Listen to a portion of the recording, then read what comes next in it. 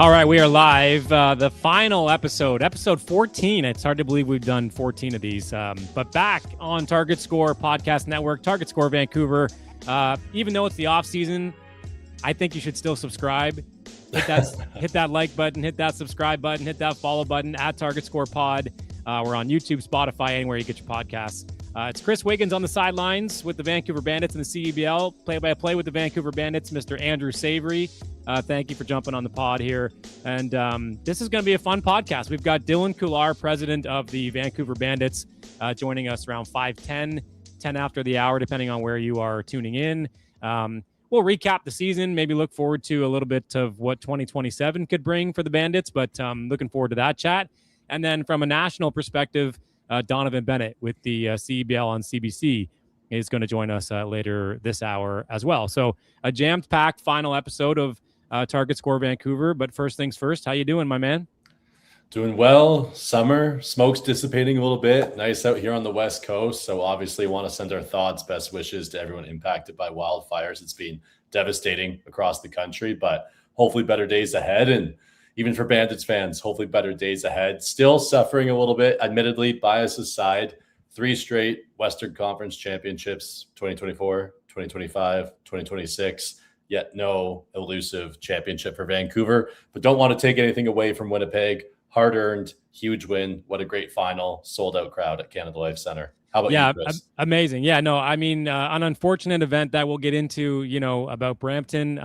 But look, like I said it on the podcast that night, if you're going to pick one venue, in one city to host one game in, I like Winnipeg.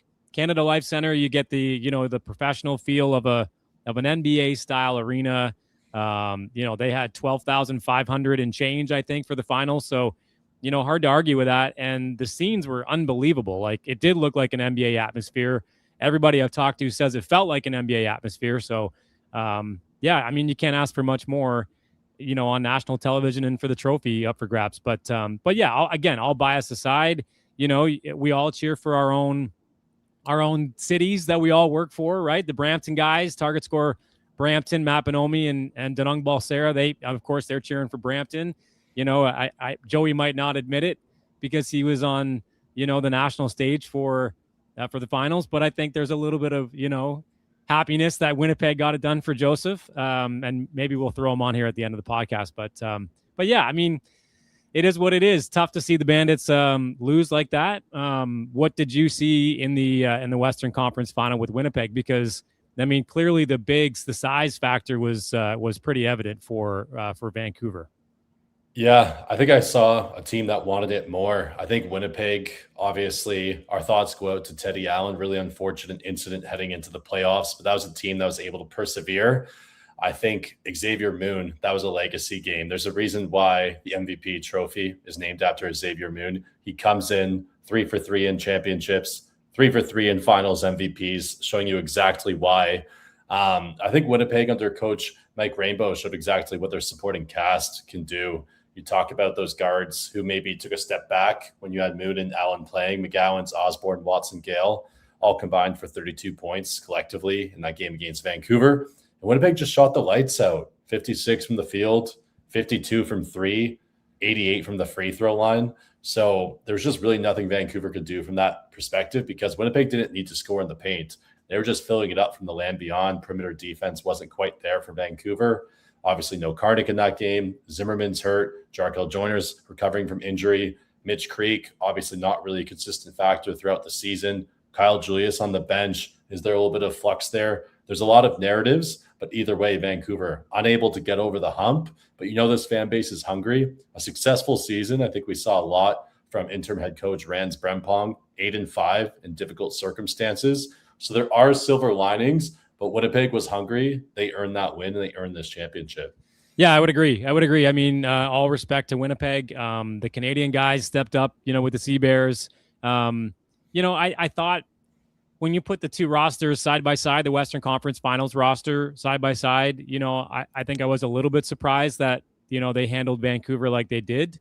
The likes of Jarkel Joyner, Mitch Creek, Tyrese Samuel, like these are big names. I wanted a little bit more from Jarkel Joyner that night. And you never know how much of that hamstring was lingering. Matt Bonomi, willing to do a live show in Wiggins is, how about the bedroom? That's where I'm at right now, Bonomi. Be careful what you wish for. I wanted a little bit more out of Jarkel Joyner. I think the James Karnik thing was a little bit mismanaged. He was pretty vocal about it on his social media. I'm not really sure, where the mismanaging happened. Sounds like it was maybe an eligibility thing. Yeah, I mean, that was unfortunate because I think he did everything he could possibly do to feel ready with his heel.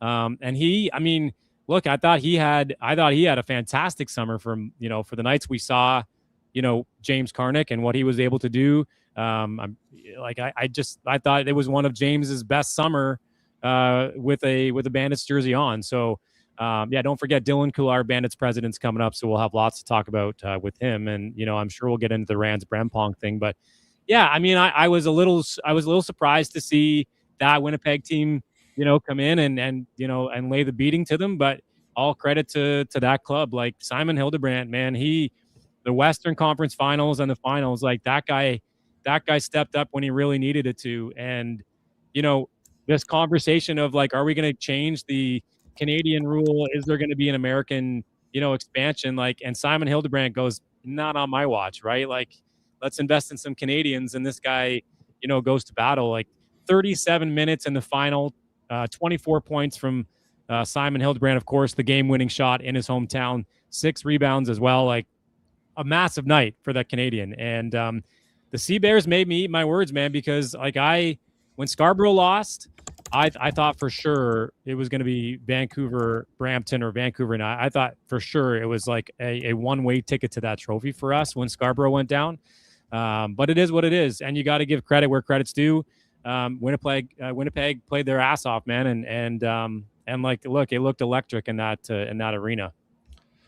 And let's give credit where it's due. I think when you talk about that Canadian angle, Hildebrandt, not just 24 points in that final, but also 24 against Vancouver, sometimes taking it coast to coast, getting and ones, but just the best season of his pro career, obviously just finishing up at Washington State.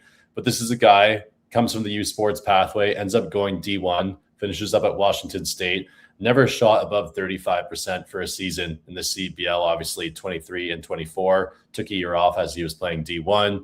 This year shoots 50% from the field, pretty much comes into the playoffs, averaging 7.5 points a game, and just erupts for 20 plus in the 2 biggest games of his life, plus the game winner. Talk about poise, talk about someone you want to follow a Canadian lineage. You talk about the purpose of this league. This league needs more Simon Hildebrandts, and that's what you get with Canadian content. So I want to tip my cap. That was just inspiring to watch. Yeah, and again, like I said, perfect timing, right? Like the conversation of the Canadian rule changing, maybe American, expansion, and Simon says, again, not on my watch. Like it's good stuff. And like, again, you want to hope these Canadians, we can build around them.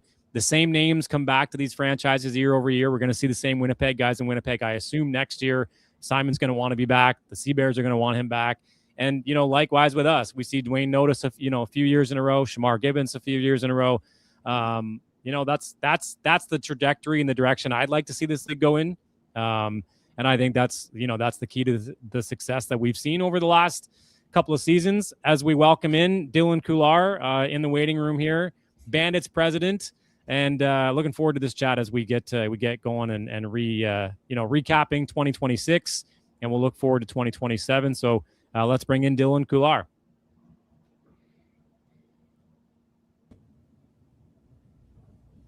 Good day, sir. How are you? Fellas, nice to see you. Are you a little under the weather there, or what's going on over there? It's end of season. It's offboarding. It's getting players out of market. It's checking their housing. So yeah, I probably got a little sick from all the germs they left behind. Yeah, fair enough. Yeah, germs, just putting it lightly. Overall thoughts on the season, Dylan. What were the highlights for you? What are some areas that you'd like to see improved moving forward? Well, like 15-9, first in the West, and for the 3rd straight year, home court through the Western playoffs. That's a standard very few teams in this league have held. So we beat a good Edmonton team in the semis, and then ran into a Winnipeg team, as everyone knows, that was just much better than us on that day and went on to win the championship. So, I'm proud of what we accomplished this year, but of course I'm still unsatisfied. Like, we think about these 3 great past seasons and not being able to pull off that championship. But you know what? Like being proud and unsatisfied, I think both those are like the right feelings to have after that season. And Dylan, you know, Bandits fans are some of the most dedicated in the league, just like the fans in all the other CBL markets, especially in Winnipeg, as we saw in that championship. We've been lucky here in Vancouver to see a few returning pieces and some new pieces this year. We talk about the development of a Shamar Givens. You talk about the debut of a Dominic Parolin, obviously Carnett coming in the second half. Amongst the coaching staff, you're still offboarding, you're still debriefing. Are there any players that you're already having conversations about hoping to see return, I should say, or key organizational players that you think reflect the culture going forward? Yeah, I can't really like negotiate on the show, right, with players. So yeah, it's just completing our offboarding. You know, it was a chaotic season in the sense, you know, like we were there once again, and we thought we would go all the way. So emotions are high. To start talking about next year with players, probably not the right time. We have to allow everyone to kind of recover and get ready for their next contract overseas and get comfortable there before we really dive into, you know, how can we have been better this season. So yeah, there's certainly like a standard here with continuity. Like I think that's why we've been good. There's a core here that really deserves to finish like what's been started, like Mitch Creek and like Tyree Samuel now for back-to-back years, and Shamar Givens, and even Zach Copeland, who wasn't able to play this season but would have been a returner this season. You know, it's you want to do it for those guys. You want to do it for the coaches. You want to do it for the fans who've been here since day one. But I think everyone's going to be quite happy with, you know, the patience that we're going to take now and reviewing the season and looking at how we can be much better for next year. Dylan, I got to be honest, when I walked into the gym the night before the final regular season game to decide first place in the West, and who's sitting courtside in a hood is Kyle Julius. So that caught me off guard. I didn't realize he was back in Canada. And so when I saw him, I went, interesting. Like I understood that they were moving. I knew there were a lot of moving parts to his life and, you know, where his family's at. But to see him be so hands-on throughout the last couple of games of the regular season, and also, you know, be so front and center for the playoffs. Like what went into the decision to have him, you know, come back to his head coaching chair? Well, first, for like context, like he never left the organization. No, I knew that. So yeah. he stepped down as head coach to like take that CBA job, but he remained our general manager and was involved in like every single day, even with the 15-hour time difference. Like we're chatting or connecting for hours each day. So yeah, respect to him for doing that. So it wasn't really someone like kind of parachuting in, right? It was he came back. We didn't know necessarily when he would be able to come back. That was always part of the internal discussions. And yeah, you know, like as a group, like we decided it was the best basketball decision to make to conclude the season. And you know, we would obviously wished it went a different way for us. And like if we don't bring him back and lose, you're going to be asking the same question but in a different way, right? So yeah, for someone who's given so much to this organization, it's the choice we made, and we're like, with all the information we had at the time, we were confident in our decision. And Dylan, you talk about obviously Coach Julius's tenure, multiple CBL Coach of the Year, the 3 Western Conference championships in a row, 2 finals berths. Throughout his tenure, like you said, he's still general manager of this team. Obviously, Tianjin and CPA, he's the head coach there. But he's hired a number of coaches as well. You talk about the Mike Taylors, the Dave Singletons. He's brought in interns before. We've seen Tanner Massey's. Midway through the season, of course, Rans Brempong steps in from lead assistant and becomes interim head coach, goes 8-5. Obviously, again, you guys are entering assessment stage, but maybe talk about Rans' development and what you saw holding down the fort in that 8-5 stretch, and what's next for him with the organization, and how do you guys look at the head coaching position going forward? Yeah, like we still have to conclude all of our offboarding. But for Rans to take over mid-season like he did, which is probably the hardest way to ever get your first professional head coaching opportunity. Like he had no camp, no training camp installed, like for what he would do, and then to do that in the middle of a playoff push and end up winning some big meaningful games. I think we're also just so fortunate, like we had such a strong roster as well that he was stepping into.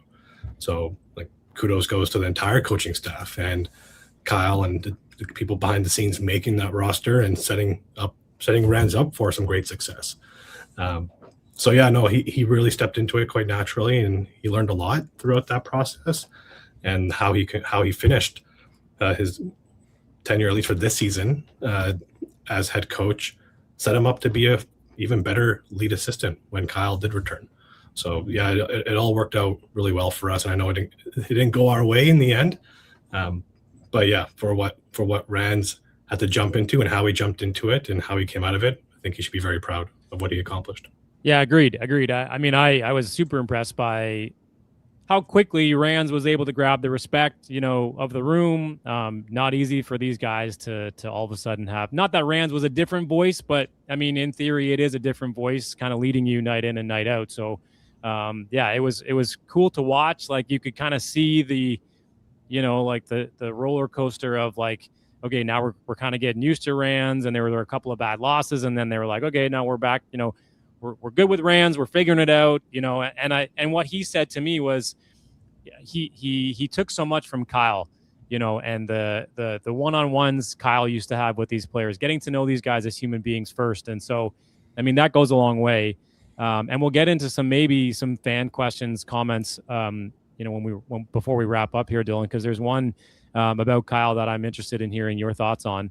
But first, like, as we look forward to 2027, season 9 in the CEBL, for fans, new and old, what is your message as we, approach the off season and it'll go quicker than we always think, and we'll be back towards next spring in no time? Yeah, I would say on the head coaching role and general manager position, like, we owe it to all of our fans and all of our partners and people who follow this league to do a thorough search for who that next person might be. It very well could be Ransford if that's something that he's interested in, and he'll go through that process. I've already had, just when we announced Coach Kyle departing in July, over 100 people reach out easily. I have a database right now of people who are just reaching out, expressing interest in the head coaching position. So yeah, we haven't announced the opening yet officially, but when we do, there'll be a process, and especially Ransford, if he's interested, he won't have to apply, right? Like, he'll be able, and he's definitely proved to us in the summer that he doesn't need to just have that courtesy interview as well. He definitely proved himself that he could be part of the conversation. And then for outside the basketball, it's continue what we've been doing. Like, we're very proud of what we do in the community through the Bandits Community Foundation, and what we're doing this weekend, for example, with the Toronto Tempo. I think one of the first CEBL teams to work with a WNBA team in this manner, doing a collaborative 3-on-3 tournament. Yeah, we're going to be active as ever in the community, like we've been, and looking at ways to really enhance our fan experience. We're so proud of what we're able to do here at Langley Event Center, and want to really maximize the experience for people, and hopefully put on with one of the best products in the CEBL.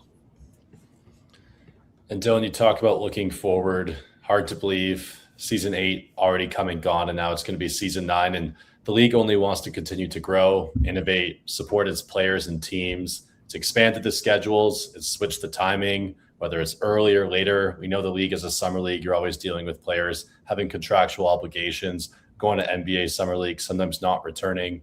But the fans have never been as dedicated as they are now.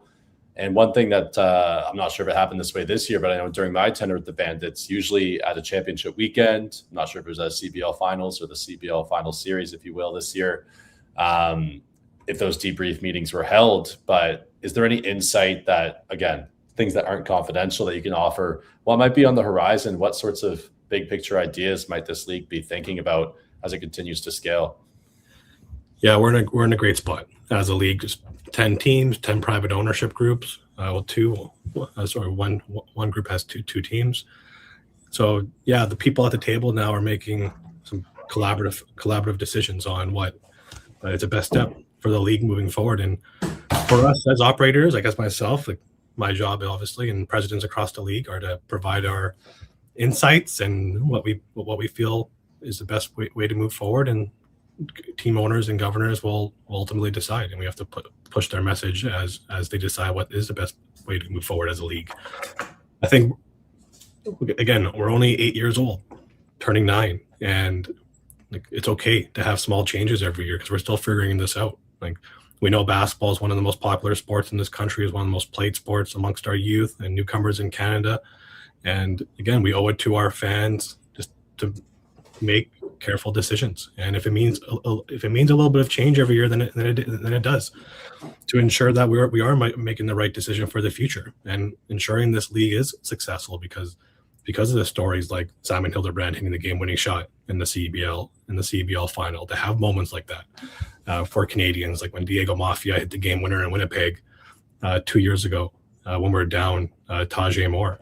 Like those kind of moments for Canadians, we want to really ensure are there, and that means we have to be nimble and adaptable throughout this whole process. So yeah, it's going to take time to, I think, really understand and find what is perfect for the CEBL. And I think we're all really excited to get there, and we might not get there as quick as everyone wants. But what I've noticed with the dialogue online, I think we're starting to see that people really are becoming very supportive. They want this league to be successful, and they're willing to be patient and ride the bumps with us as we go through them. No, it's good stuff. Thank you for joining us tonight. One quick comment in the YouTube comment section. And I mean, I was pretty curious about this myself, even though I have had, conversations with Kyle, and he did mention to me that regardless of what happens, this would likely be his last CEBL summer. Is Kyle confirming Kyle is no longer the GM moving forward? Is that correct? He won't be next year? Correct. Yeah, Kyle's moving on to Tianjin and with the CEBA, and yeah, what a great opportunity. Like the CEBL has created great opportunities for players and now coaches. Like arguably, and we don't know for sure, but it might be one of the largest coaching contracts a coach has ever received after coaching in the CEBL. And that's something the CEBL and Coach Kyle should really hang their hat on, that they accomplished what they accomplished here and now set themselves up for such a great future in the game. I believe maybe Ryan Schmidt might be one of the only other coaches who maybe is competing with like the value of this contract that Coach Kyle earned. We owe so much to Kyle and for everyone that's been part of the organization to kind of build us to where we are today. And it's going to be really exciting to see who are those next people that come into the organization and take us to the next phase. It's exciting stuff. Looking forward to seeing, what the Bandits organization puts together for 2027. I have no doubts it'll be, the same culture, the same, tenacity, the same talent level, and, across the board. So looking forward to it. Have a great off season. I know it's, it feels long in that office, but hang in there, and hopefully we'll get you back on at some point during the off season if we do some episodes. Thank you, sir. Take care. All right. Well, what about the fans? I thought there were fan questions. No, that was the only question. It was only one. It was Kyle Julius. Probably a Winnipeg person, right? Winnipeg fans are active on this podcast. You can thank Joseph for that. Yeah. That's it. That was the only question, man. Yeah. We got to get going. Donovan Bennett's coming up here soon as well. So awesome. See you guys. Thank you. Take care. There he goes. Dylan Kular, Bandits president. And that's some juicy info, man. Kyle Julius not returning to the CEBL, to the Vancouver Bandits. We're going to have a new GM, whether it's Rands or not. Maybe it's a new coach.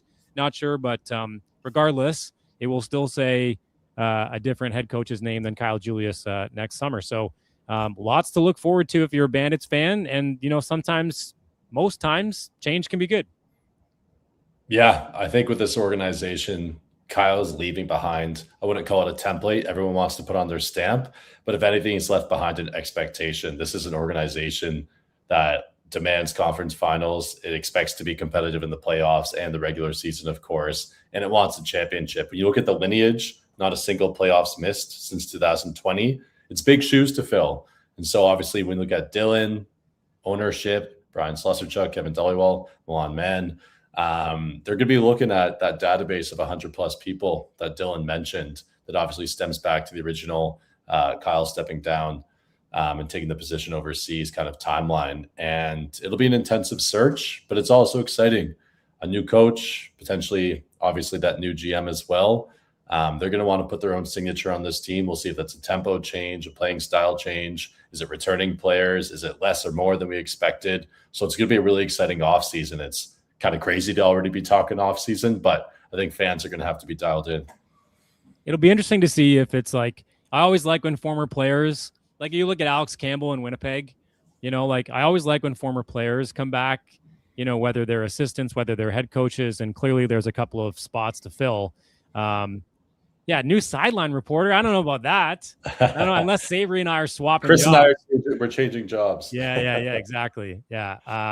But yeah, no, it'll be interesting to see what happens in Vancouver. I like, it'll be, I mean, the first time in a long time, maybe, you correct me if I'm wrong, Savory, the first time in maybe like what, 5-6 years where Kyle Julius isn't really the hands-on builder of this roster, right? Like it's going to be a brand new group. And I mean, look, I'm sure Dylan will have phone calls with Kyle. They're very close. Like Kyle will want to contribute his thoughts. I would imagine he loves this organization. He loves this area. He loves Vancouver.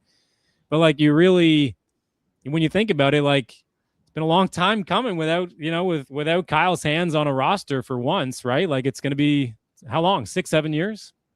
Yeah, Kyle comes in, I think it was December 2019, I believe, approximately, that he was hired head coach and GM immediately, does so for the summer series during the COVID pandemic. 2021, he goes back to the Formosa Dreamers in Taiwan. He's remote for 21, 22, comes back on site as head coach in 2023 after the departure of Mike Taylor. Then he's the head coach from there on out. Kyle's the type of person, he starts recruiting. He's creating group chats with his players, his coaches, key front office personnel, probably in October ahead of a May season start, April training camp.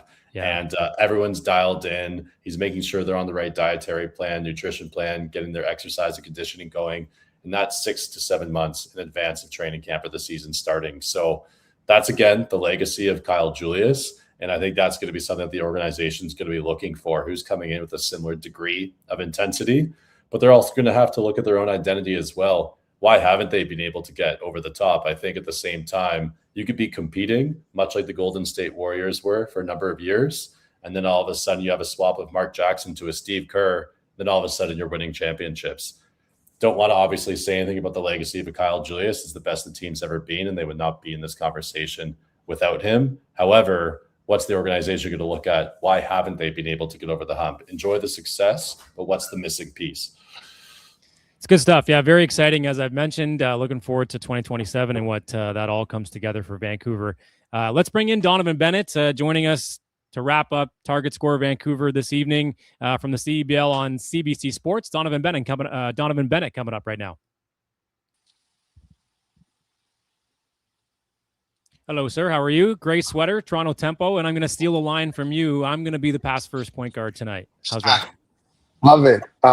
Thank you for having me. I hope my Wi-Fi is okay, that I'm not interrupted by a 7-year-old and a 4-year-old just out of cottage trying to find some space. But love the pod. I'd love to be on with you dudes. Oh, no worries, man. No worries. Enjoy the vacay. We'll keep it short for you. Your thoughts on the first, your first year through the CEBL on CBC Sports. How great was it for you? Great's the operative word, man. I loved it. Listen, I didn't have many expectations going in. Obviously, I was aware of the league, was a fan of the league, was a consumer of the league. I mentioned my kids. It was just a great way in the summer to kill some time and some energy with them. And, affordable. They love the target score. They love the math. They love the fact that there's going to be a game winner at the end. So that was really my exposure to the league.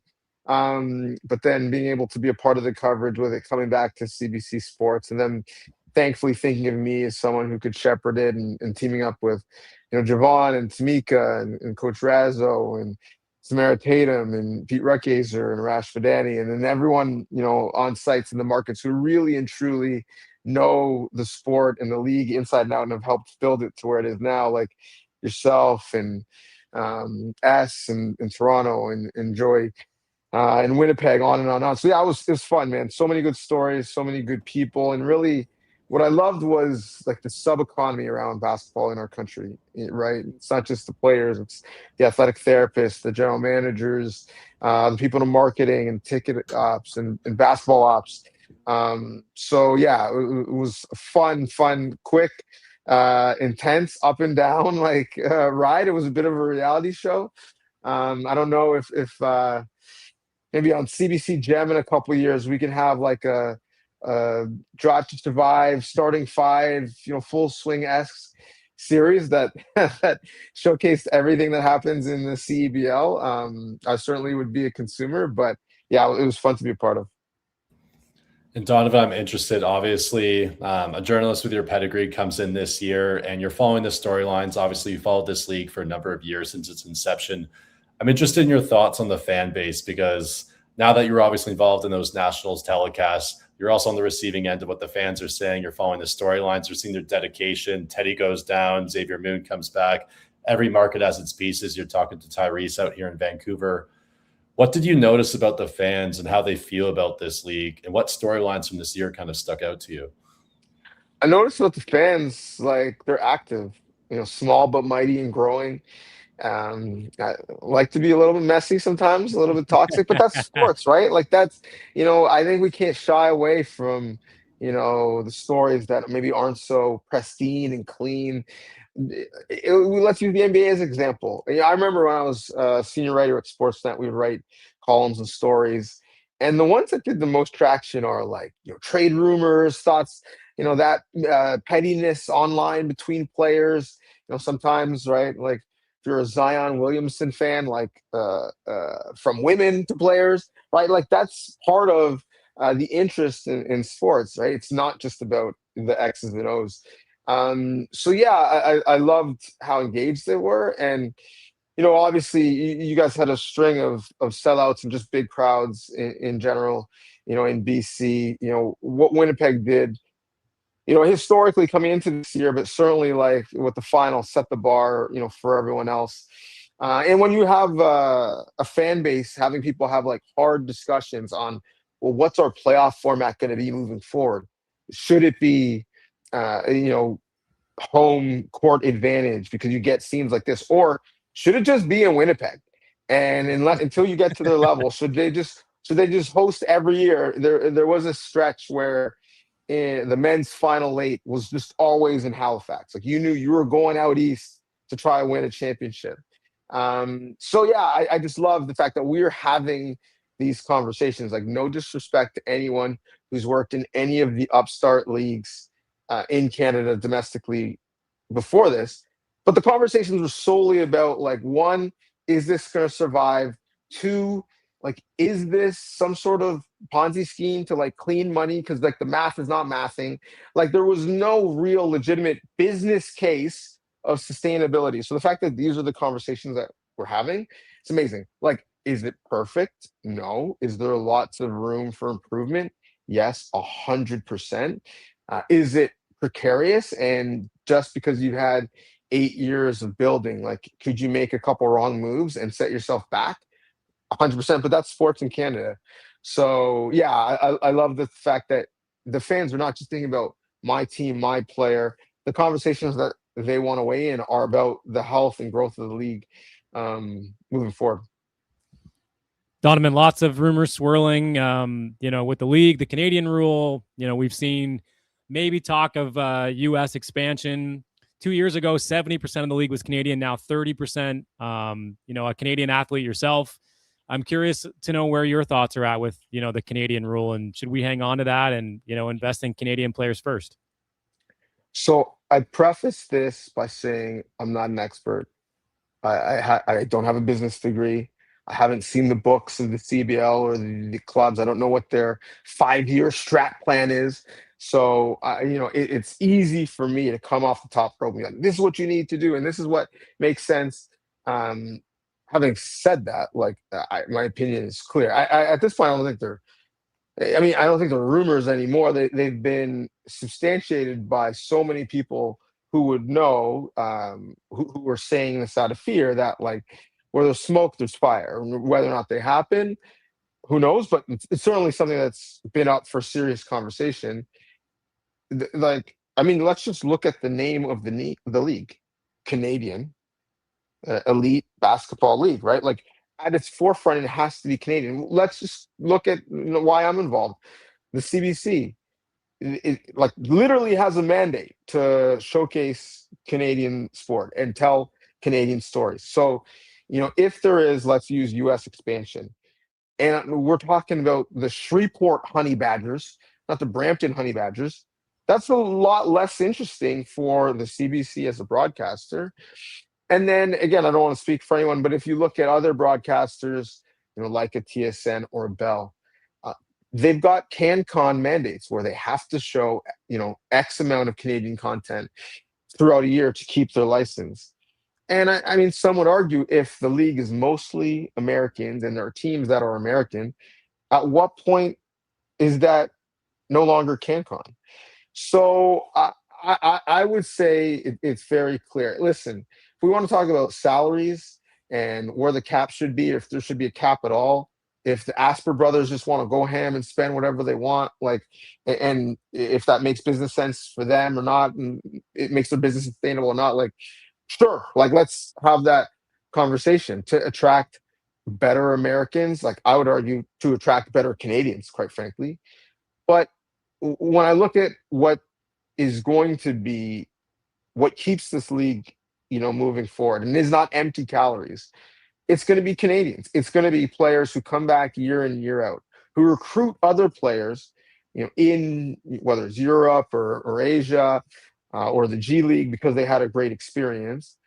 It's going to be players that have a connection to the community, so people want to come out and see them. But it's also players that brands are going to want to be affiliated with. All of these local brands that are activating around these CEBL games, they want people in the community. They want people that they can attach their brand messaging to.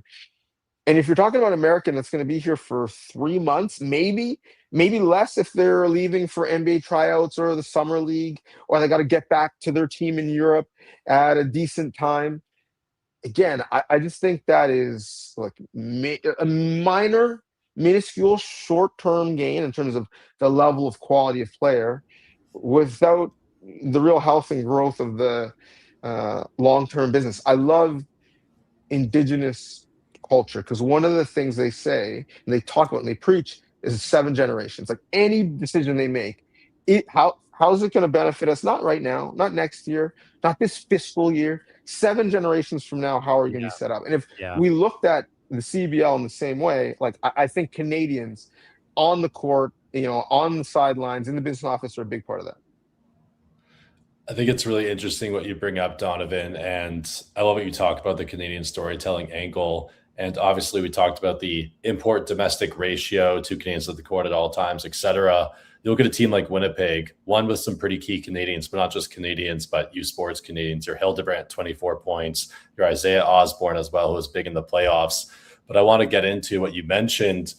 I think the fans know it, but I want to draw attention to it for the purpose of this conversation. There's actually a gap of Canadians that haven't yet played in the CBL who have the opportunity or runway to do so. I think you saw that with obviously the arrival of a Gordie Herbert and that big training camp roster where it's you have to commit for LA 28.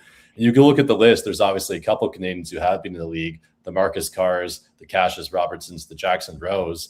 Then at the same time, there's guys like the Kyle Wilchers, someone who's obviously a BC type of guy, but then you go down the list, you can see other people, Fondu Kabengele, Leonard Miller, some of those G League fringe type of guys, Emmanuel Miller. Those sorts of players haven't yet come into this league. So I'm interested in your thoughts on what could the league potentially be looking at. I don't want to get a strategic plan, but what do you think would help incentivize those players to potentially look at this league going forward? Yeah, I mean, the first thing would be money, right? Let's just be honest. And when you look at the way the CFL is set up, Canadians often, I mean, outside of quarterbacks and left tackles, Canadians make the most money, right? If you have a star Canadian, but that's because the ratio matters so much.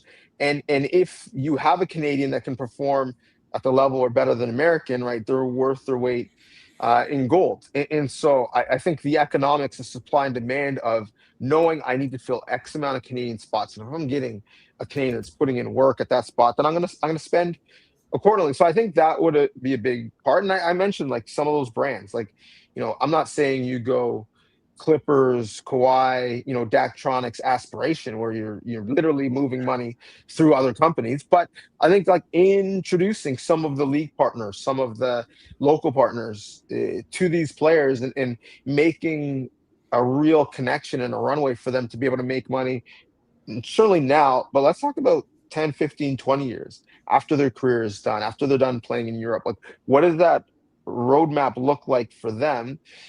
I think that's a piece of it. And you know, one of the things that Xavier Moon mentioned about why Winnipeg was appealing was because he wanted to talk to Asper about ownership, about business, about what that looked like. And so, in a way, he was there almost like as an apprentice to figure out what the exit ramp of basketball looks like for him, and and what managing in sports looks like. And so, I think for our Canadians, that should be a similar thing that would have them somewhat interesting. I mean, listen, it's not going to be for everyone. I think you got to be obviously in the right mindset. You got to be healthy. You have to be at the space where you can continue to play at a high level and your body doesn't need a break. But all of the same arguments and pitches we're making to American players about come in, get good work, good physio, get your car, your house paid for, in an structured environment. All those things that are true for Americans are true for the really good Canadians as well. And like, I think of a guy who I know really well, like Tyler Ennis. He's unfortunately had a couple rehabs in the summer, but I would love to see him play and cook in the CBL. So I think we'll get there slowly but surely. I think continuing to build on the connection with Gordie Herbert and Canada basketball would help grease the skids in a large way. But yeah, it'll take some while and some intention, but I'm slowly but surely think we'll get there at some point. Donovan, what are your thoughts on the finals? I mean, we were all so excited for the 3-game series. The unfortunate event in Brampton, it is what it is. But I mean, Winnipeg showed up, they showed out. Like, again, as you say, like it should be in Winnipeg every year. That facility is fantastic at Canada Life Center. But do you think the league should stick with the 3-game series, or continue to do the one and done for the championship? Where are your thoughts at with the 3-game series? Yeah, a lot there. So finals, loved it. Loved that Winnipeg won. And as someone who hopes the league stays as Canadian as possible, I love that they were the test case. So like, listen, right? Local ownership, local head coach, NGM, not only Canadian, but from U Sports, a bunch of impact players that are Canadian. Canadian hits the last shot and wins it, right? I just loved that. And an active fan base. And really, when you look at what Winnipeg has done, and I'm not speaking out of turn, Asper has spoken about this himself, they follow the blueprint of what Niagara has done. Local coach, it's Canadian, it's a coach and a GM, a core of players, some really good Canadians on the team, engaged community. So when you look at the last 3 champions, they've all followed that same blueprint to success. So I think that should just be the mantra of the league moving forward. In terms of the game, like, it was an exciting game. There was a lot of exciting plays. I didn't think it was going to be really as controlled as it was for Winnipeg. Brampton gets out for that hot 7-0 start, and then from there, like, it was all Sea Bears all the time. You never really felt like Brampton was going to make a push to cut it to 2 or to 1 or to take the lead close in the second half. So it was an exciting game. I think 2 worthy teams being there. In terms of the format, I mean, I like it.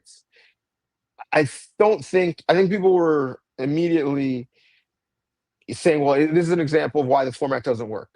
I don't know. Is that true? Because, whoever runs the CA Center and Patrick Brown, the mayor, wanted the ice in early for hockey night in Brampton. That means that like 2 out of 3 wasn't the best. Like, I think if there's decisions to examine, I mean, there's a lot of people who say, did Scarborough deserve that much more punishment that Brampton got for that fight at the end of the year? And if that punishment was a little bit more even, or in fact, Scarborough was punished less, would that game have been, would game 1 have been in Winnipeg, and would 2 and 3 been in the Pan Am Center?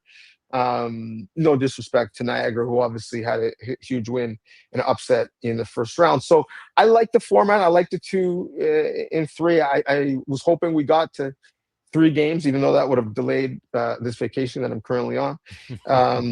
But yeah, I think the atmosphere in kind of game 1, 2.0, what was supposed to be game 2, was undeniable. if we had that again the next night for a true elimination game, that would have been even crazier. And like, listen, it's all relative. But Brampton, for a minute and 46 seconds, had their best crowd ever since being in Brampton.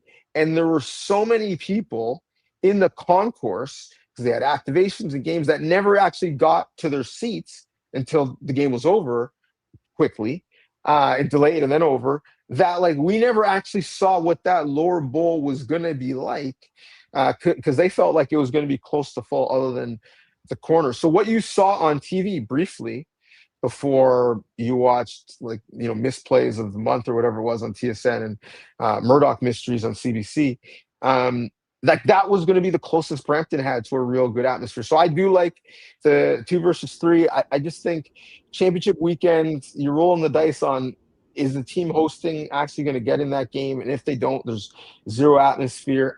Can we revisit championship weekend in 20 years and build up a mini like Grey Cup festival? Sure. But like, we'll see. Like we have, a predetermined destination in the NSL, in terms of where the championship is, and Toronto got in the game in the first year. We'll see what happens this year with it being in Ottawa. But I just think I'd rather the atmosphere and the crowd than having 3 to 4 months to plan. Donovan, as I want to make sure you get back to your night and your vacation here, but I'm interested. You're obviously, fine. You're doing. This is time to put my kids to bed. So you're actually doing me a great service. We can just stretch this out till they're in REM sleep. I'll be great. Perfect. Well, it's hardly the off season, but fans can't forget that the CBL awards have not been finalized. The nominees have been announced. Obviously, members of the media, team staff, league staff, etc., are voting on that.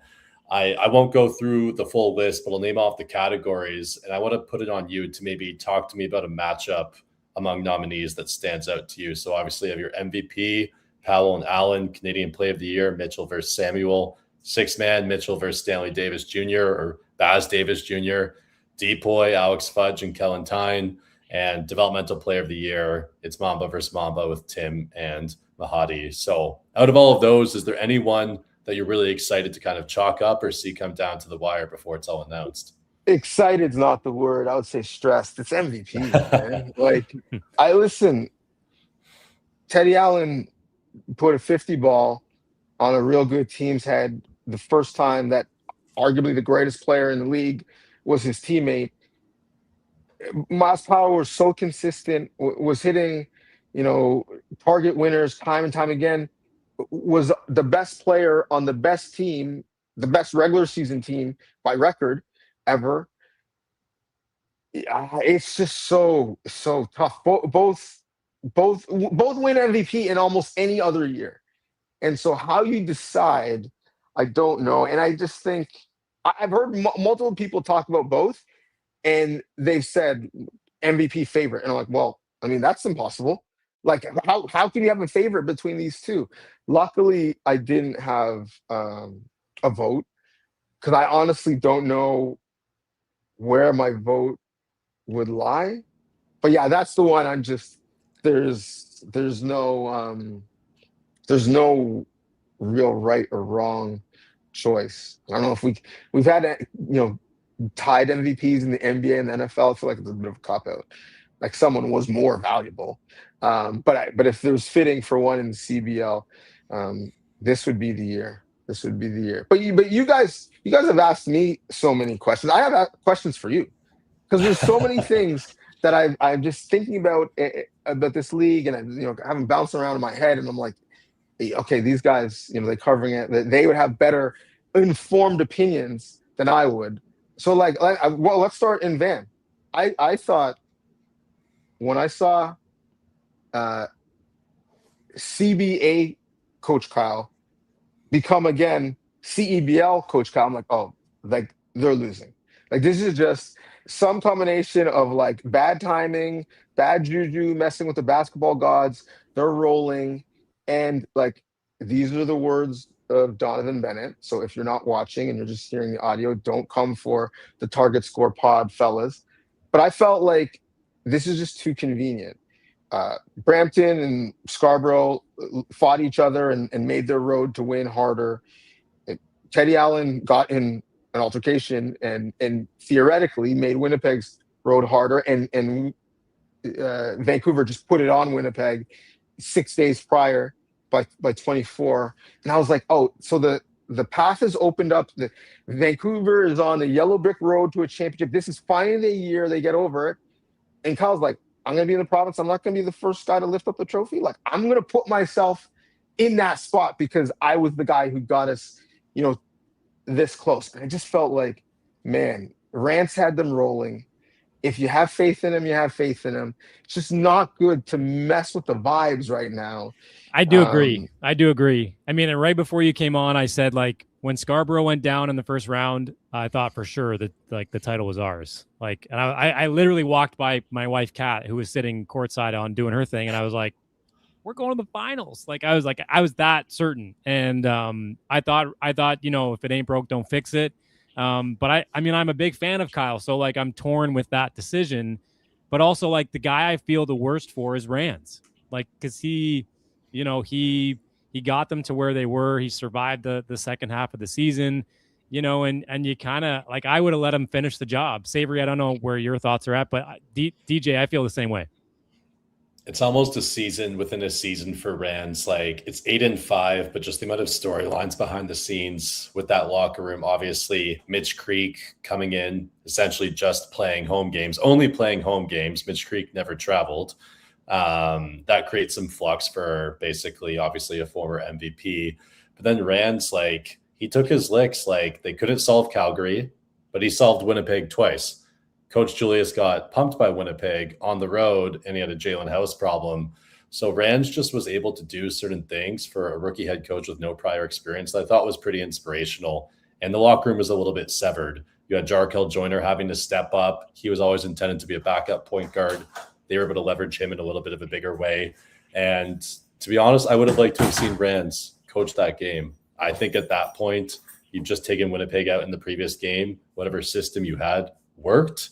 I could understand Kyle would want a chomp at the bit. He was in market. Other things were going on. He was still the GM. It's an impossible choice. I can only imagine what the dynamic was in the locker room. And I'm certainly glad I wasn't there because I'm sure those conversations were tense. But yeah, I hope for Rance's sake, great things are ahead, because I was certainly impressed with the situation he inherited and what he was able to get out of that locker room, knowing he didn't bring in any of those players himself. I'd like to know if it was actually a collaborative decision. Like, we can all say that, right? And Dylan Kular is going to say that. But was it really, like, did Rance really go, yeah, I'll slide down a chair again? Like, I just don't believe that. And I know Kyle apologized to the room after the game.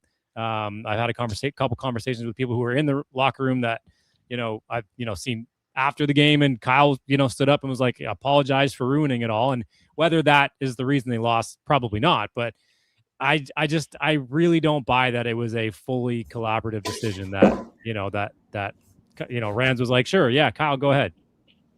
Listen, I'm married. There's a lot of collaborative decisions that are not collaborative decisions. Exactly. So, Rance, I think the key word is inherited. He inherited essentially a problem that needed to be solved. One, like, we're using time machine. There was a suspension that happened, right? Yes. So he moves up a seat, right? Not, of his doing. He fills that. Then quickly, goes from a suspension to an exit that happens. So I got to steady the ship, make sure we finish first. And it was a bit bumpy, but at the end of the day, they finished first, right? That goal was checked. And then he's got them set up. We're a couple wins away from finishing the thing. And then all of a sudden now, like, because you've got some frequent flyer miles and your business is done in China, that I'm moving back now when I was the voice. So I listen, he might be a better man than me, but I would have felt the type of way. So that's stuff here. Okay. I got another one for you. I was going to say, you probably have a couple. So go ahead. Oh yeah. Next one. Will we ever see a CEBL game in Brampton again? Maybe will and should would be the preface to that, because it was uphill to start. They put out an Instagram post and it was like, we thank the 21,000 fans that we had this year. And I looked at it, I was like, I think we should have left that in the drafts, because like Winnipeg just had 12,000 in one night. Like, so let's not celebrate 21,000 Why are we highlighting that? Yeah. for a year, which Yeah. I mean, I get because it's an improvement, but the fact that it's an improvement, right, is telling. And this was a good team. Like they had obviously they hit the stretch in the middle of the year where they were 2-10 and lost 5 straight, but ultimately it was a good, exciting team. And like it's not like they're struggling for smart minds or investments. Like their front office is set up, arguably better than anyone in the league. So it's not about capability. I just wonder if what was if we're being honest, a contingency plan because of the arena situation in Hamilton not going as planned. Just wonder, like, if we just go back to Hamilton because the arena looks real nice right now, or elsewhere. It just doesn't seem to, despite a bunch of good people putting in a good effort, doesn't seem to have worked at the level that it has elsewhere. And to me, like the ice condensation gate, it was just icing on the cake. Like it was nobody's fault in terms of the organization of the league, technically, but ultimately you're responsible at the end of the day. And it's symptomatic of a much bigger issue. So yeah, I mean, I guess I led the witness and kind of gave my POV. But in your opinion, like, should there be another season in Brampton? I will say I'd like to see it. I always was curious as to why their crowds were so bad. Like even in the even in the first round in the playoffs, like they had nobody there, and I'm like, why doesn't anyone want to come out and watch basketball in Brampton? Like, there's the ice thing. Like, I'm sure there are deeper logistics to this that are over my head in terms of scheduling and making sure the ice is in or out or whatever the case may be. But like, did the league have a conversation with the CAA center to say, hey, can we not do this like the night before one game in Brampton for the finals? Like, can we make it 24 hours later?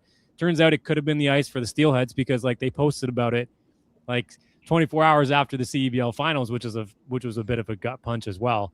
I don't think that there will be another game in Brampton. I'd like there to be another game in Brampton. There's been talk of expansion. I know Kelowna has been, mentioned a few times for a team out here. I'd love to see a team in Halifax. I'd love to see a team in Quebec City. Like another Eastern team too would be cool. It's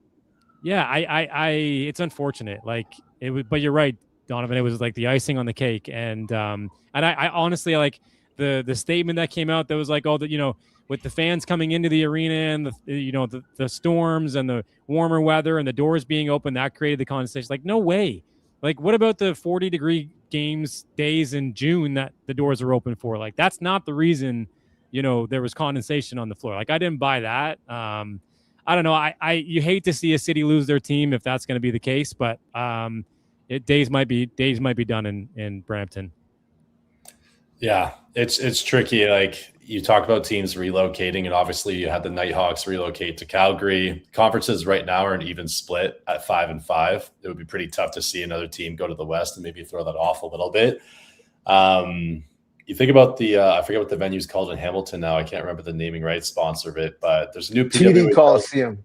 TD Coliseum. Okay, There you go. You have a PWHL team. Yeah, there could be some scheduling issues now with 2 extra teams coming in, right? Yeah, a couple extra teams, but I think that's a market. Like the Hammer is just always something that's been fun to promote. I feel like it's got its niche, it's got its loyal fan base. It would be an interesting story with it going back, but I'm not ready to give up on the whole Brampton angle because this is the first year. Like the East has never been more of a logjam. Like 3 teams at 10-14. First year, Mark Cuban's involved, obviously new president, CEO, and Al Whitley as well. It'd be a pretty bold move to do immediately, but at the same time, to both your points, I forget whose media coverage it was. I think there was someone referencing like the unanswered emails from the team to the arena that hadn't been answered in X amount of time, and they were looking for answers. And it just looks like the team was willing to go on record and talk about things publicly about where they were at in their venue relationship and have that be in the public domain, which obviously creates things a little bit frosty from an optics perspective. So I don't know what direction it's going to go. I think that's probably one of the most pressing issues the league may have to look at. So we'll see. Yeah, I mean, the venue is getting busy, right? AHL team coming in, PWHL coming in, but that's off season, right? Those are during the winter True. season. True. So Very, yeah, very good if point. you're a venue, Yeah. like their competition would be concerts, because that Yeah. TD Coliseum it's set up to be a state-of-the-art concert venue, but also they're trying to get all of the early spring summer concerts that can't get into Scotiabank Arena because those dates are blocked out for potential Raptors or Leafs playoff games that sometimes don't happen. So yeah, it's fascinating. The other idea I have, because Wiggy already did one in terms of expansion and where to go next. You knocked that out. Is so we talked about the championship in the final, and I talked about more collaboration between Canada basketball and the CBL, like both parties that need exposure and need marketing and need relevance. Global Jam and the CEBL championship together, one weekend. There you go. There you Pick go. a spot, pick a venue, and then just have them have a celebration, a jamboree of basketball where one is the quote unquote undercard and the other is the main event. And whether or not you're coming to see Canada versus Kentucky, or you're coming to see uh River Yeah. Lions Yeah. Yeah. Or like, versus Sea Bears. yeah, Like, like or Carlton come one, versus come some. Yeah. all. Yeah. Totally. Yeah. Yeah. Yeah. Yeah. I mean, I agree. I think it would be cool to have an all-star game too, or a CBL all-star game, similar, similar setup where it's like a one, like a neutral site game. Maybe Canadians versus Americans. yeah, there you go. Canadians versus Americans. Like we squeeze that in at the, the midway point of the season. Yeah, I'm all for something like that. Donovan, I'm curious. I want to know what you think about the announcers for the national games not being in the venue. Yeah, I love that you asked this. And Yeah. and I saw comments come up at some point about it, and I wanted to address. And I know it's been a running piece of conversation online and on your pods, and it's a fair question. It's one that I would have. And listen, I'm not going to put on a CBC cape because I mean I don't really personally care that much, and I would have loved to be in venue. But like, here's the reality from the way I see it. Everything is about dollars and cents. It's about budget. And whether it's TSN and or CBC doing these games, doing those rights and having those rights deals and giving the league and their sponsors exposure, but also, putting, if we're using CBC as an example, putting the league on channel 6, like as soon as you plug your TV in, you get it nationally, and not putting on whatever other programming they would have aired. And thus, whatever ad revenue they would have got given the ratings for that show. So there's a calculation there, like anything. And there's just what is the budget in terms of what you're going to do. So I'll give a bit of background. We only got to see it for one game, but for the playoffs, CBC spent more on like more cameras, more angles, more looks, and a camera like above the basket, that type of thing, because they wanted to increase the production value of the finals. These are decisions that are made kind of above and beyond what's in their agreement with the league. But in terms of doing things on site, like, would it be better? Would it be ideal? Sure. But you're talking about flights, per diem, costs on site. Again, and a lot of people are watching this being like, oh, you mean like how professional sports is called? Like, yeah, 100%. But that cost is coming from somewhere. So in a league where there's, to be honest, limited revenue, and with owners who are deciding, how much do I want to spend now and invest? How much am I willing, quite frankly, to lose right now to build this up? It's just a math equation. Is that additional cost worth it? Is the difference negligible, or is that money better spent on paying Chris Wiggins more, or paying our players more, or paying more in marketing and promotion, or having more security guards, or being able to fly in the best officiating crew and not just have to deal with local officials for said game? Like, all of these things come into play. And so it literally, it's just an Excel spreadsheet where someone decided, well, we're willing to invest to this level and we're not. And CBC decided, well, based on the return on investment, this is what we're going to do. It's not CEBL unique. It's a similar approach for the NSL, which is similar level property on CBC and on TSN. Quite frankly, it's a similar approach, like for many Olympic sports. the vast majority of medals that were called from a booth in Toronto. So it's just kind of the realities of the economics of that level of sport right now. Can we grow and can we get to a place where they're in the building? Both, first off, the play-by-play in color for sure. Hopefully, the studio as well. Like potentially, hopefully, maybe it's next year. But I know the rationale behind it, and it's not just like we don't care, we don't want to send them. And Chris has been a part of it. When you look at the amount of time that people spend on conference calls and production meetings to make sure these games go well, like they do care, but it's a financial decision, and that money, it's decided between the CBL, CBC, is better used, allocated elsewhere for now. So we don't have to necessarily love the decision, but that's what it's rooted in, and maybe hopefully sometime in the near future we don't get there. If we use the PWHL as an example, their play-by-play and their color are on site because the league pays for it, because they have decided that matters to them. So yeah, and then. So do you then use the local broadcast and not have a true national commentary team is one of the questions. Good question, Tyler. I mean, I think you see a hybrid where the stream games are local broadcasters. The national games have a national kind of commentary team. And so you have good insight for someone like Wiggy for those games. But you have, a national perspective on the games for the national games. But yeah, I mean, I think it's an imperfect science, because some people would say, I want people who know this league, who've covered the league the entire time, to be the play-by-play in color, and I think that's a fair assessment. Yeah. I mean, as long as you keep sideline reporters on site, I'm happy. I'm happy. I won't complain. Are your kids asleep yet? I hope so. I haven't. I mean, I could check the monitor. No. I'm just teasing. That's all I had from me. Donovan, you got anything else for us? Listen, great job, fellas. Like, this is a labor of love for you, I'm sure.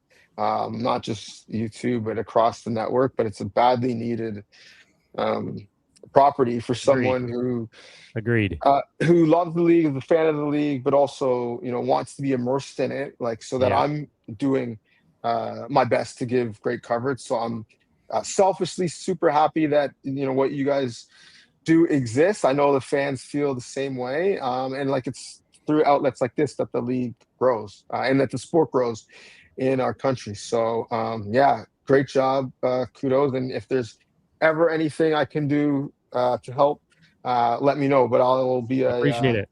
First time caller, but long time listener. Okay, there you go. All the respect, all the kudos to Joey Slattery, man. He this is his brainchild. It's his it's his creation. He had been doing it in Winnipeg for a couple of seasons, and then, kind of knocked on the door in Vancouver and Brampton, and, popped up this summer, and numbers have been really good. What they did in the finals, from like the baseline of the floor, like looked very big time. The cafe the next day looked great. So hopefully we can see more of this next summer and in years to come. Sounds like there's going to be some more shows happening next summer. So yeah, appreciate it, man. And we will definitely reach out again. Love that. We need one in every single market. Love that. Absolutely. Okay, man. Thank you very much. Enjoy the rest of your vacation, and we'll catch up soon. Awesome. And thank you for the comments and the great questions. All right. Take care, man. There he goes. There's Donovan Bennett. Awesome stuff. Like that conference, the journalist in him threw some questions at us, and I'm glad he did, because like it was stuff that I wanted to talk, with you about when he left. And it wasn't that we didn't want to talk to him about it. We just didn't plan to do that, and maybe we should have. But yeah, some really, really great insight there from DJ. And, as much as us broadcasters don't want to believe it or don't want to buy into it, it's exactly right. It's all about dollars and cents. And so that's what it's going to come down to. But yeah, I mean, and in terms of the Brampton thing, like I thought the way it was handled, I wanted someone to look into a camera lens and tell me why it was happening, and why the decision was made. Like, I want. It feels like we got the speculation version rather than the clear-cut truth. And totally. I think there's fans who understand the situation quite well. But again, it's conjecture until it's solidified with truth. Because I would say, again, from an outsider's perspective, It was likely due to the money that's tied to the overseas contracts that are the primary source of income that demand players to get on a plane 1 or 2 days after what's told to the new team is going to be the last day of the CBL postseason. So you cannot extend by another 1, 2, or 3 days because that player's larger contract is obligating them to come overseas. That's what we believe. That's what a lot of fans commented. Do I have that as a cold, hard fact? No. Like you said, if someone had stared into a camera and said, this is just where we're at right now, there's potentially no shame in it. It is a little bit of a tail between your legs moment, but I think people would appreciate this is where you're at in the maturation of a league that hopes to be here similar to the CFL 100 years from now. I just couldn't believe that all we got was the social media post. Like all we got was a social media statement. Like Rod Black and Joe Razzo were courtside. Or no, Charles Kissy, excuse me. But regardless, there were 2 national broadcasters courtside that were there, that were hosting a pregame show on TSN. They didn't go back to Donovan in the studio on CBC with Javon and the crew there. Like and they cut to whatever show they cut to. That's fine. But I was shocked that they didn't come back on the air. And again, like there's some logistics that are probably, bigger than what I'm, thinking about, or they're over my head or whatever the case may be. But I was blown away that we didn't get someone back on camera to say, hey, welcome back. Unfortunate timing here in Brampton, condensation on the floor, player safety, blah, blah, blah. Tell us what was happening. Tell us why the decision to play one game. I was a little shocked and disappointed to not see someone, of leadership at the league level stand up and say, hey, this is what's happening. This is why we're making the decision we made. You could really dive into it. It's interesting. So you think about how do we get to a league that has the flexibility to keep players a little bit longer, not infringe on other seasons. You can obviously speculate, hey, how do we become a fall league? When you become a fall league, then you're basically saying choose the CBL over a second division France or a first division Spain or NBL Australia, whatever it is. But those are big dollars. Those are contracts that are starting to, if you want someone who plays first division Spain or NBL Australia, you have to have dollars that are, you're talking about 6 figures at that point. And we all know CBL salaries are not at that pay scale. However, how do you create a public discourse around that? You create that discourse. You tell sponsors this is what's going to take. You tell partners this is what it's going to take. You can incentivize further investment from those partners who can help you get there if you talk about it honestly and publicly. But if you don't, leave it up to the fans to wonder why they were treated in a way that maybe didn't rub them the right way. So I think there's some accuracy to what the fans are speculating. However, I don't think there's any shame if the league was to say, hey, you know what? This is where we want to go. We're not there yet, but we're opening up the conversation to say this is how we might get there with more investment in the league. Yeah. This is why we made the 1 game decision. We're going to go to Winnipeg and play 1 game, but we're going to, we love the 3-game series element, the thought of it. We talked all season about it. We're going to do it again next summer.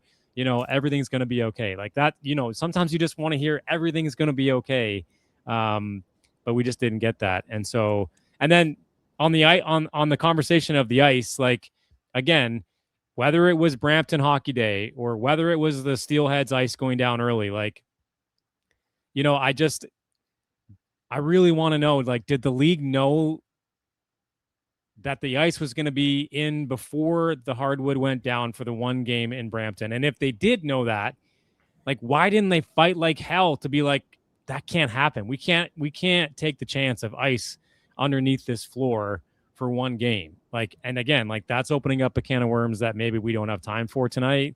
Or maybe it's past, or maybe we'll read an article like, later this offseason about, opinions and more stuff like that. But like, I just couldn't believe, like, if the league knew the ice was going down and they said, yep, no problem, let's put the floor down and play the game. Like that just doesn't make sense to me. Yeah, I'm trying to remember. I really think it was CBL Championship Weekend 2019 in Saskatoon at SaskTel.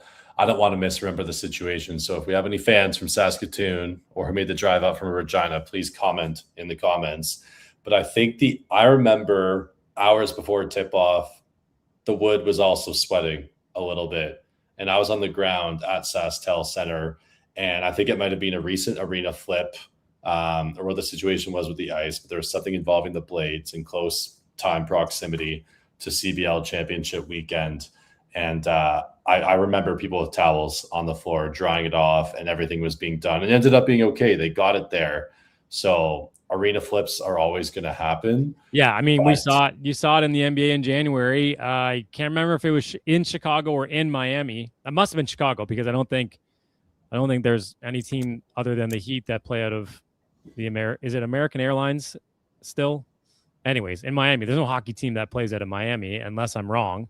But like, yeah, I mean, it happened in January with the NBA. Like, this isn't an uncommon thing. Like, you know, condensation happens. Like, we saw a game get postponed in the NBA in January with Chicago Bulls and the Miami Heat. So like, it's happened before, but like the fact that the league, if they knew about it, were like, yeah, it's all good.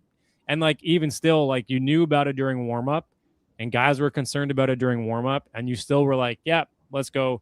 I think a minute and 46 seconds looks worse than, you know, way worse than like being like, you know what, we're not going to start this game, you know. And I really would love to know if there was like, can we make this 3-game series happen? Like, could we go to a university gym tomorrow? It's not going to be on, you know, national television. It is going to be live streamed on YouTube or whatever. We're not going to have the same crews. We're not going to have a full attendance, but we do need to get this game in. Let's go somewhere tomorrow afternoon, you know, University of Toronto, York, Guelph, like, you know, Western, whatever. But just, didn't happen. So is what it is. It is. As we look towards CBL season 9, I mean, all these things are going to be looked at. The league's got the right people in place.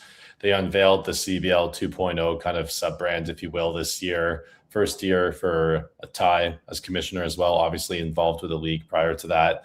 But they're going to look at all of these sorts of things. And I think it's good that fans continue to be active in the comments, send their emails, go at the league at social, because it creates accountability. And it shows that the fans are invested, and it shows that they care about the end product. So much like the fans who are on this podcast, keep doing your thing, keep voicing your opinion.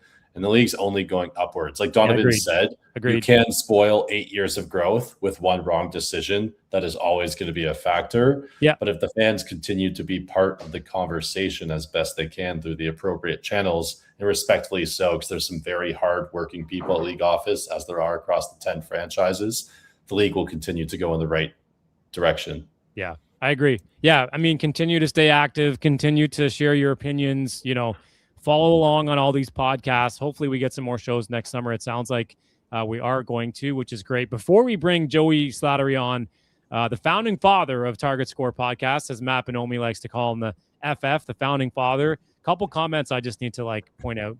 Vancouver's not going to relocate. They don't need a fresh start. These years aren't failure. Like, there's just no way they relocate next season. That's not happening whatsoever. So just wanted to put that out there. Thanks for commenting. Sickamoose is hilarious, though. I'll give you credit. Yeah, okay, yeah, fair enough. The Sickamoose Bandits. Okay, fair enough. Let's bring Joey Slattery on. He's producing for us tonight. There he is right there. Look at that poop-eating grin on his face after lifting that trophy. Did you, like, I guess you can't really drink out of it, can you? It's a ball.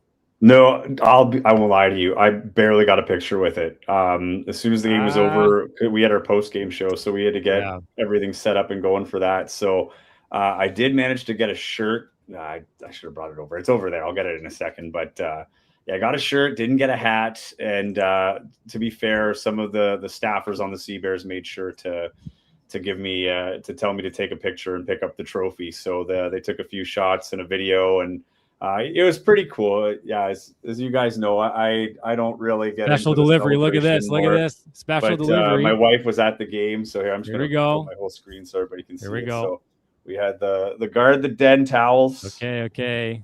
Which looked absolutely awesome. I always say man, when that place, towel, that place looked rocking, man. It really did. Like, it looks rocking when the Jets have the towels.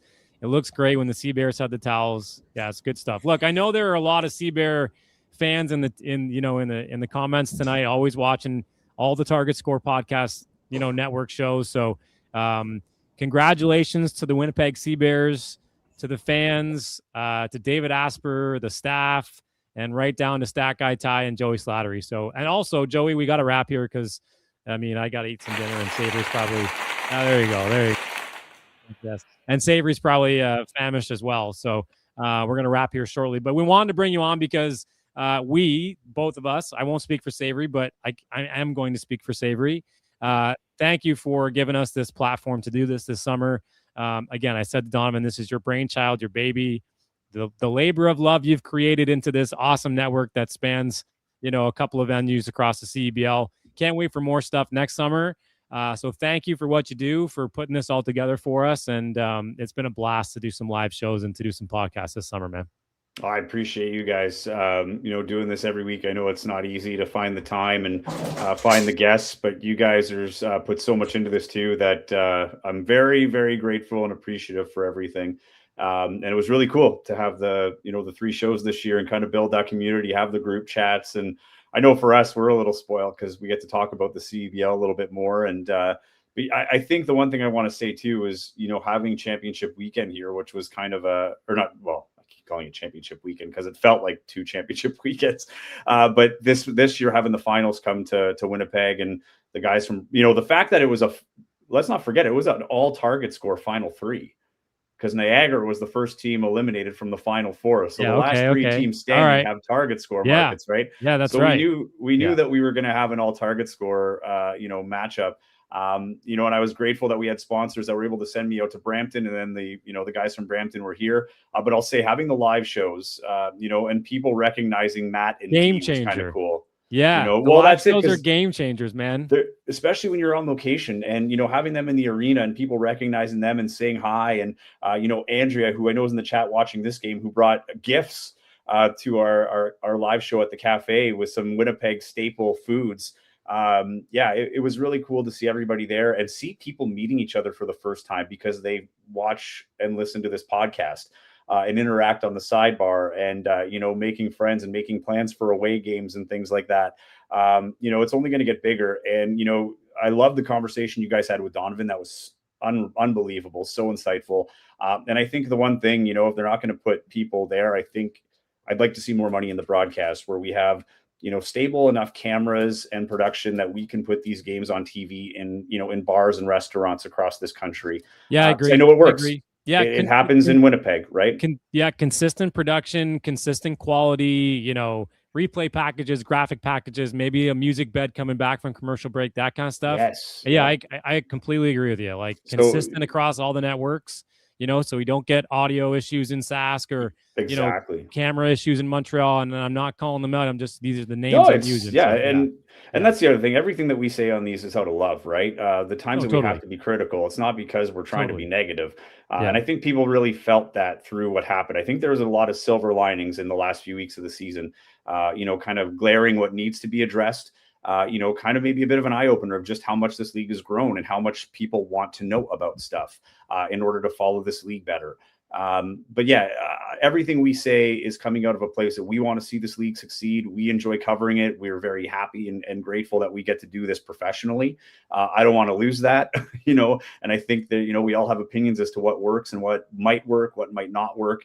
But when it comes down to it, like having that live on location at the cafe, to have the 10 or dozen people that showed up, one of them coming in on their lunch break and rushing in during their shift to come in for a few minutes. I think that was Eric, aka XO204. But that was the coolest part. And I think this is a growing community across, the country. But I appreciate the vote of confidence we got from someone like Donovan, who was a guy that, has been at the top and understands the need at the local level. And I think if nothing else, I know there's viewers in Vancouver and some in Brampton and a lot in Winnipeg that are now, coming across. And I'd love to see it get to a point where they're traveling to go see, the Sea Bears on the road in Vancouver. And I know that already happens, but I'd like to see it the other way around where someone from Vancouver is like, you know what? I've never been to Winnipeg. I'm going to just go out. Why not? If I plan it ahead, I can get a ticket for $200, a plane ticket and go see a new city in my own backyard. That was kind of eye-opening with Matt and Dee as well. They'd never been here, right? Even though it was a quick 48 hours, they tried to take in as much as they could. We're blown away by the basketball and seeing like what the potential is with this league. Again, Winnipeg went over the top on that game. It was the coolest atmosphere, bar none, that I've been in professionally. It was really cool. But I think, we've had like comments all summer saying like, oh, we need this. We need more of this stuff. We need like very, very needed in all these markets, very needed in the CEBL. And you see some comments in the chat now about off-season podcasts, and we'll do some sporadically throughout the off-season as some news happens in our market, at least here in Vancouver. Joey, I know you got some like U Sports stuff planned. But can you give us like a little sneak peek of like what markets might be coming to Target Score Network next summer, or is that still in the works? It's still in the works, but I mean, let's be real. Like what Donovan said is exactly what we're trying to do is build this similar in every market, right? I think this year you guys set the blueprint. I know the Winnipeg podcast has been around for 4 years, but listen, we did a pivot in the middle of the year, guys. You were right there for it. It was an opportunity that presented itself to try something new. And it seemed to work, and talking with people that are in the comments right now, talking to them at the arena or in DMs of just how much they enjoy the live aspect. I did not realize that it would create such a community, and it still serves the podcast, right? We still bring the values of the recorded podcast. We just get to interact with you a little bit more, but it still goes in podcast form. Our podcast numbers are still strong. And I think what we're realizing is this is always evolving. And as much as we're seeing that from a digital coverage level, it's kind of the same thing for the CEBL and the broadcast and, the content that people want to see. Some of the content was great. It just was kind of misplaced, right? I always love CEBL Weekly, but it would have been a nice complement to something like this, where you talk more basketball, you talk about the game, figure out why the players are worth watching and why it's worth seeing what shoes they wear, what clothes they wear, because I know they're great basketball players. I know that Xavier Moon is one of the greatest players ever to play in the CEBL and is an NBA caliber guard who, it can change the game, based on what's needed. And then when I see him walking in with those shoes, I'm like, oh, that's the dude who was doing all those fancy lay-ins and those nice passes or those nice dunks, whatever. But I think the in terms of the expansion, Scarborough's definitely up there. Would love to get in Alberta. Edmonton and Calgary both have diehard fan bases. Niagara's another one, right? I mean, Niagara is probably the best following, them and maybe Montreal in the East. Montreal's another one. Every market deserves one. It's really hard to do. Agreed. Hopefully next year with the sponsors that jumped on late this year, we might be able to get a little bit more backing, and then we can, do this right, because it's tough. 3 shows was a lot to do, a lot of stuff. You might need to start hiring some editors, man. You might need to start hiring some editors if we go league wide. 100%. So, that's the dream. But, next year we'll see where it expands. No, nothing confirmed yet, but there will definitely be. What does Bonomi say? And to you, Matt Bonomi, much peace and love to the TSP community in Brampton as well. Bonomi and D, great stuff all season long. So, Joey, thank you. Glad you could jump on here briefly. This guy is married. My co-host is now married, so he's got to go cook dinner for his wife now. So we got to wrap this thing. So do I. Thanks for tuning in here on the last episode. Savory, thank you for jumping in on this kind of like, we tried the one episode without you. It just wasn't the same. So you are an encyclopedia with CEBL knowledge.